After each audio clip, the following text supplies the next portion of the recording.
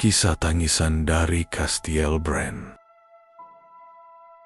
Namaku Edward Harker, seorang peneliti paranormal asal Inggris. Aku terbiasa berpindah dari satu tempat berhantu ke tempat lainnya, mencari bukti tentang dunia yang tak terlihat. Tapi undangan yang kuterima kali ini terasa berbeda. Sebut bersegel lilin merah dengan cap keluarga bangsawan tua tiba di mejaku. Di dalamnya tertulis undangan resmi untuk meneliti fenomena gaib di Castilbran, Rumania Kastil yang sering dikaitkan dengan legenda Dracula.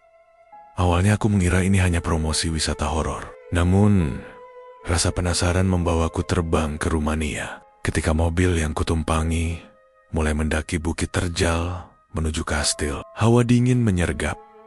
Meski musim panas sedang berlangsung, dari keahan, Castilbran berdiri megah di puncak tebing. Siluetnya tajam melawan langit senja. Ada sesuatu yang membuat bulu kuduku berdiri, seolah kastil itu sedang mengawasiku. Sesampainya di halaman kastil, aku disambut oleh seorang pria tua berwajah pucat, memperkenalkan diri sebagai Andrei, penjaga kastil. Tatapannya kosong dan senyumnya tipis. Ia membawaku masuk melewati lorong-lorong batu dingin menuju kamar tamu yang katanya sudah disiapkan. Malam pertama selalu yang paling berat, katanya lirih sebelum meninggalkanku sendirian. Ucapannya membuatku bertanya-tanya. Aku mencoba menenangkan diri dengan menatap peralatan rekamku, kamera inframerah, perekam suara, dan sensor elektromagnetik. Namun, tepat tengah malam, ketika angin malam merayap lewat jendela tua, aku mendengar sesuatu. Tangisan, lembut, panjang, dan memilukan. Sumbernya terdengar dari arah menara tertinggi kastil. Aku keluar kamar, mengikuti suara itu dengan hati-hati. Setiap langkah menggema di lorong sepi, seakan kastil ini bernapas. Semakin dekat aku ke tangga menara, tangisan itu semakin jelas, menusuk telinga, membuat dadaku sesak. Tapi saat sampai di pintu menara, aku terhenti. Pintu kayu besar itu ditutup rapat dengan rantai tua berkarat. Lebih aneh lagi, rantai itu disegel dengan simbol-simbol kuno yang tak kupahami. Aku terdiam di sana, membeku hingga suara tangisan perlahan mereda, digantikan oleh bisikan halus tepat di belakang telingaku. Kau tak seharusnya datang ke sini. Aku menoleh cepat, tapi lorong di belakangku kosong. Malam pertama di Castilbran baru saja dimulai, dan aku tahu ini bukan undangan biasa. Namun, aku tidak menyadari bahwa tangisan itu hanya awal dari sesuatu yang jauh lebih mengerikan. Malam itu aku hampir tidak bisa tidur. Bisikan di belakang telingaku masih terasa jelas, seolah seseorang memang berdiri tepat di sisiku. Pagi harinya, aku mencoba mencari penjelasan logis. Mungkin hanya imajinasi, pikirku. Namun, bayangan rantai berkarat dan simbol-simbol kuno di pintu menara masih membekas di benakku. Saat sarapan, aku memberanikan diri bertanya pada Andrei, penjaga kastil. Suara tangisan itu dari menara. Apa kau tahu sesuatu? Tonyak, hati-hati. Wajah Andrei menegang. Sendok sup di tangannya berhenti bergerak. Ia menatapku lama, lalu hanya berkata singkat, "Menara itu tidak pernah dibuka. Jangan tanyakan lagi." Setelah itu ia berdiri dan pergi, meninggalkanku sendiri. Rasa penasaran semakin mengusikku. Aku memutuskan mencari tahu sendiri. Siang itu, aku menelusuri perpustakaan kastil yang dipenuhi buku tua dan arsip berdebu. Di salah satu lemari kayu, aku menemukan catatan kuno dengan halaman menguning. Isinya tentang seorang bangsawan wanita bernama Elena Petrescu, calon pengantin yang hilang di malam pernikahannya ratusan tahun lalu. Desas-desus menyebutkan bahwa ia dikurung di menara karena menolak perjodohan politik dengan seorang bangsawan kaya. Tidak pernah ada yang melihatnya. Kelleher. Sebagian catatan bahkan menyinggung tentang pernikahan darah. Ritual aneh yang konon dilakukan keluarga bangsawan itu. Aku merasakan hawa dingin menyusup ke kulit saat membaca kisah itu. Apakah mungkin suara tangisan yang kudengar adalah milik Elena? Malam berikutnya, aku kembali mendengar tangisan. Kali ini lebih jelas, lebih dekat. Aku membawa perekam suara dan berjalan menuju tangga menara. Tangisan itu seperti memanggilku, memohon agar aku mendekat. Ketika aku sampai di depan pintu berantai itu, seluruh tubuhku merinding. Rantainya bergetar halus, seperti ada sesuatu dari dalam yang berusaha mendorong keluar. Suara logam tua bergesek, membuat udara terasa berat. Aku menyalakan senter, menyorot simbol-simbol di rantai. Saat cahayanya menyingkap ukiran, aku melihat noda merah tua di sana. Seakan rantai itu pernah dicat dengan darah. Dan tepat ketika aku ingin merekam lebih dekat, suara tangisan berubah dari lirih penuh kesedihan menjadi jeritan marah yang menghentak telinga. Aku terlonjak mundur, jantung berdegup kencang. Pintu itu bergetar semakin keras. Rantainya seperti akan putus. Aku sadar ada sesuatu di balik pintu menara itu yang tidak seharusnya bebas. Namun, rasa takut bercampur penasaran justru membuatku semakin ingin tahu. Malam itu aku kembali ke kamar dengan tubuh gemetar. Pintu menara yang bergetar, rantai yang seperti hidup, dan jeritan yang nyaris merobek telinga masih menghantui pikiranku. Aku mencoba tidur. Namun setiap kali mata terpejam, aku mendengar isakan lirih di telinga. Sekitar pukul 3 dini hari, aku terbangun karena suara langkah pelan di koridor. Langkah itu terdengar menyeret, seperti seseorang berjalan sambil mengenakan gaun panjang. Dengan hati-hati aku membuka pintu kamar. Koridor kastil gelap, hanya diterangi obor yang redup. Namun di ujung lorong, aku melihatnya. Sosok perempuan bergaun putih, panjang hingga menyentuh lantai. Rambutnya tergerai kusut menutupi wajah. Ia berdiri diam menghadap dinding, lalu perlahan menoleh ke arahku. Aku terpaku.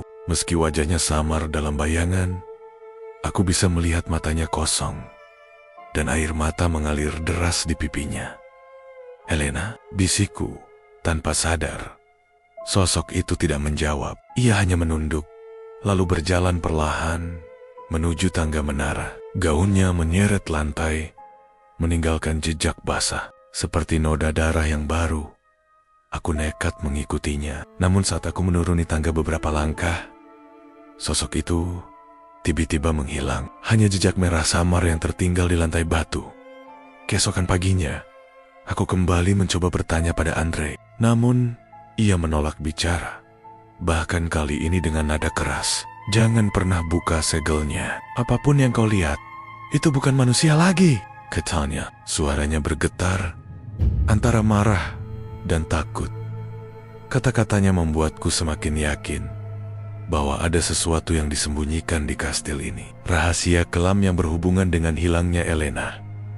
Malam selanjutnya, aku memutuskan menaruh kamera di koridor. Dan benar saja melalui layar kecil, aku melihat sosok bergaun putih itu berjalan bolak-balik di depan pintu menara, menangis pelan. Namun, tepat pukul 2, sesuatu berbeda terjadi.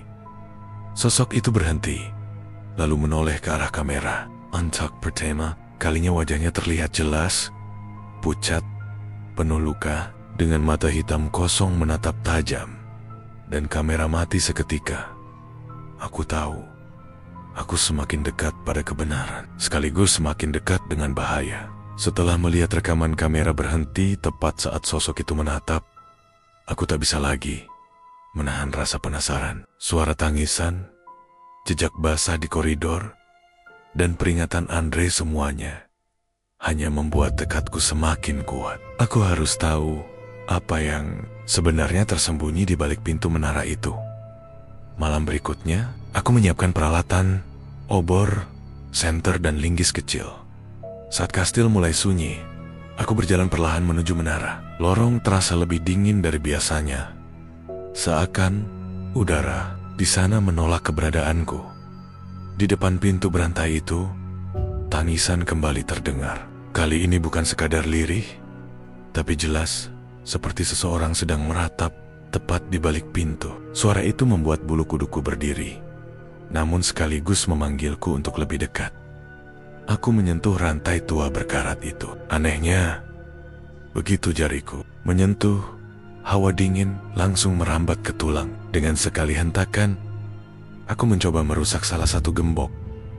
Menggunakan linggis, logam berkarat itu pecah, mengeluarkan suara keras yang bergema di seluruh lorong. Tangisan berubah menjadi teriakan panjang, dinding bergetar, obor di koridor meredup, dan udara dipenuhi aroma besi karat bercampur bunga layu. Namun, aku tidak berhenti. Satu persatu rantai kulepaskan, hingga akhirnya pintu besar itu berderit terbuka.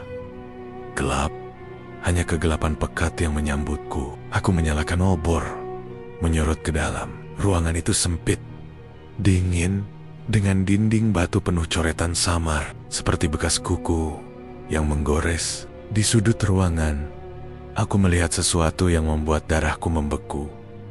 Gaun pengantin putih tergantung di dinding, masih utuh, namun basah, seolah baru saja dicelupkan ke dalam darah. Bunga mawar kering berserakan di lantai, sebagian masih menempel dengan bercak merah.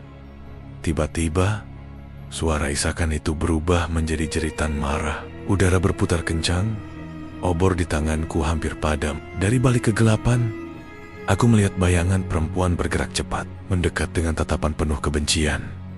Aku mundur, napas tersengal, tapi pintu menara menutup sendiri dengan hentakan keras. Di belakangku, aku terjebak. Sosok itu kini berdiri tepat di hadapanku. Wajahnya dipenuhi luka, gaun pengantinnya meneteskan darah segar, dan dengan suara parau, ia berbisik, "Kau yang akan menggantikan dia." Udara di dalam menara semakin pekat, seperti seluruh oksigen disedot habis oleh kehadiran sosok itu. Wajahnya semakin jelas di hadapanku, pucat, penuh bekas luka robek. Namun matanya berkilat dengan rasa sakit yang tak terkatakan. Ia mendekat, gaun putihnya menyeret lantai sambil meneteskan darah segar. Aku terpaku, tubuhku kaku, suaranya bergetar, setengah tangis, setengah amarah. Mereka menjanjikanku cinta abadi, tapi yang ku dapat hanya kurungan dan kematian. Kau akan menemaniku. Tangannya yang dingin meraih pergelangan tanganku. Seketika, kilatan aneh muncul. Di gambaran pesta pernikahan ratusan tahun lalu, tamu bangsawan berdiri, dan seorang wanita muda dalam gaun putih yang dipaksa naik ke menara. Aku melihat dirinya. Helena. Teriakan, darah, doa-doa terlarang. Semuanya terjadi begitu cepat. Dan aku menyadari ia bukan sekadar arwah penasaran. Helena dikorbankan dalam sebuah ritual gelap. Pernikahan darah yang mengikat jiwanya di dalam menara ini. Aku berusaha melepaskan diri. Namun semakin kutarik, genggamannya semakin erat. Nafasku memburu. Jantungku berdetak kencang. "Tidak, aku tidak bisa menggantikanmu," teriakku. Namun Helena hanya tersenyum getir. Senyum seorang mempelai yang telah lama menunggu. "Kau sudah membuka pintunya. Kini kau milikku." Kaya, obor padam seketika. Gelap total. Hanya suara tangisnya yang semakin keras memenuhi kepalaku hingga nyaris membuatku gila. Dan aku tidak ingat lagi apa yang terjadi setelah itu. Beberapa minggu kemudian, seorang wisatawan yang berkunjung ke Kastil Bran mengaku mendengar dua suara menangis dari menara. Satu suara wanita dan satu suara laki-laki asing yang meratap bersamanya. Penjaga kastil, Andrei, kini semakin jarang terlihat. Namun kabar beredar, sesekali ia berkata kepada turis yang terlalu penasaran, "Jangan dekati menara itu. Pengantin abadi tidak suka diganggu." Dan hingga hari ini, siapapun yang bermalam di kastil itu bersumpah masih mendengar tangisan yang sama yang semakin lama semakin bertambah. Seakan pasangan itu sedang menunggu tamu berikutnya. Dan cerita pun tamat.